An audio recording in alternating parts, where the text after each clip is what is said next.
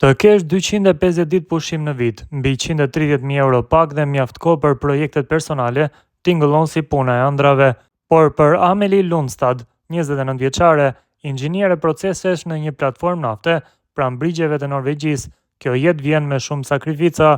Media daneze tregojnë historinë e saj, që 3 vite duke punuar e izoluar në det të hapur, larg familjes dhe miqve, në një nga mjediset më të ashpra të punës që mund të bëjë një njeri.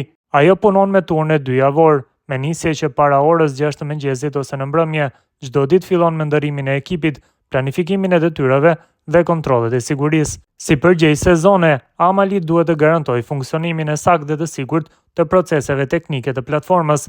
Punojmë gjithmonë dyshe, parimi i 4 syve është elbësor, sepse çdo gabim mund të ketë pasoja fatale, shpjegon ajo duke theksuar sasitë e mëdha të energjisë që kalojnë nëpër tubacione.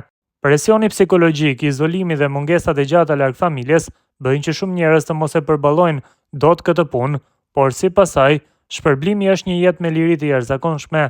Platforma ka palestër, simulator golfi dhe aktivitete të tjera që ndihmojnë ekipin të çlirohet nga stresi. Edhe pse është një nga të paktat gra atje, ajo është mësuar me ritmin dhe atmosferën. Me gati 90.000 ndjekës në Instagram, Amelie dokumenton përditshmërinë e saj dhe këshillon të rinjt që mendojnë një karrierë të ngjashme, por ajo paralajmëron se koha e lirë është e bollshme por jo fleksibile. Ke shumë pushime por nuk i zgjedh dot vet, humb festat, dasma, pushime me miq, sepse turni nuk ndryshon.